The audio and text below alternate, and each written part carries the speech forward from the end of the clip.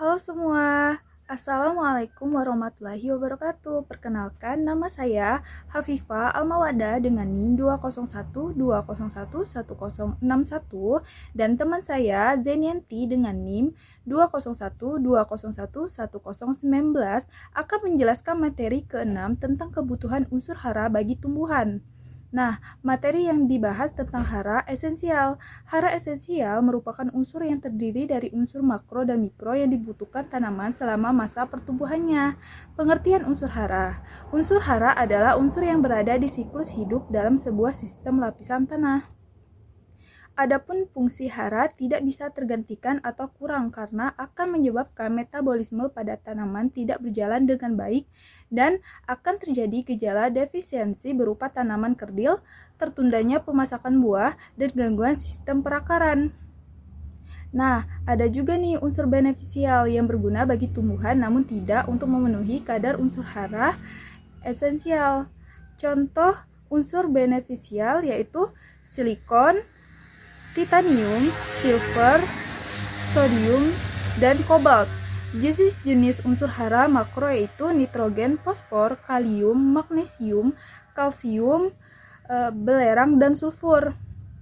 Unsur hara mikro ada baron, tembaga, seng atau zinc, besi atau ferro, molybdenum, mangan, dan klor. Selanjutnya, saya akan menjelaskan fungsi-fungsi dari unsur hara esensial bagi tumbuhan. Untuk karbon, oksigen, dan hidrogen mempunyai fungsi yang sama yaitu sebagai pembangun utama bahan organik pada tanaman. Nitrogen sebagai pembentukan vegetatif seperti contoh pada daun, batang, akar, dan juga meningkatkan perkembangbiakan mikroorganisme di dalam tanah. Fosfor berfungsi untuk merangsang pertumbuhan akar dan memperkuat sekaligus mempercepat pertumbuhan tanaman muda. Kalium berfungsi untuk membantu pembentukan protein dan karbohidrat serta meningkatkan mutu biji. Kalsium berfungsi merangsang pembentukan bulu akar, memperkeras batang, dan menetralisir asam-asam organik. Selanjutnya, magnesium, belerang, dan zat besi sama-sama berperan dalam pembentukan hijau daun atau klorofil dan berperan penting dalam kinerja pembentukan butir hijau daun serta pembentukan karbohidrat, lemak, dan protein bagi tanaman.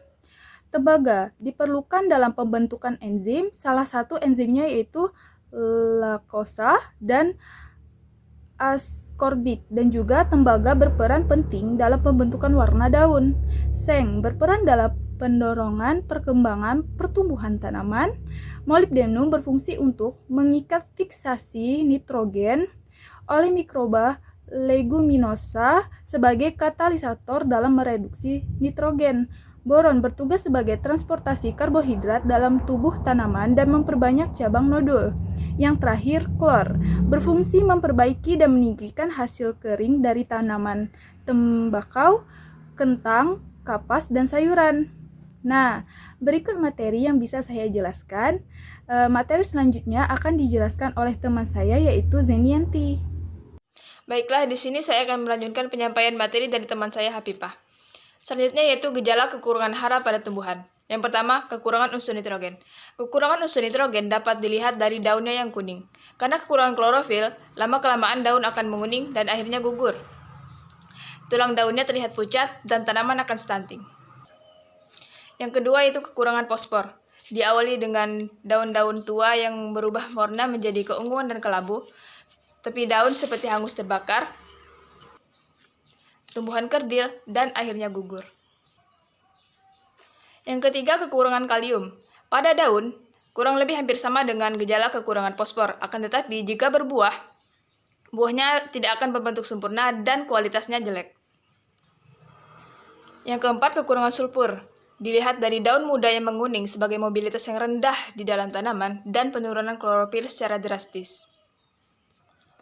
Yang kelima, kurangan kalsium, berupa matinya titik tumbuh pada pucuk akar, kuncup bunga dan buah gugur prematur, buah retak, dan warnanya tidak merata. Yang keenam, kekurangan magnesium, terlihat pada bercak kuning di permukaan daun tua dan mudah terserang penyakit.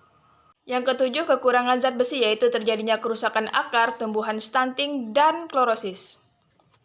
Selanjutnya, kekurangan boron, yaitu pertumbuhan pucuk dan akar terhambat dan buah rentan terserang penyakit.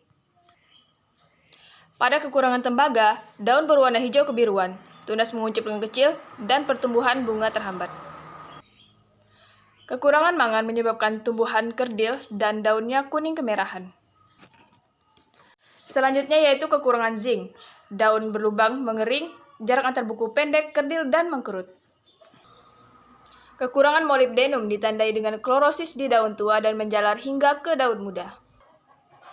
Kekurangan natrium dapat menyebabkan daun-daun berwarna hijau tua, tipis, dan cepat layu.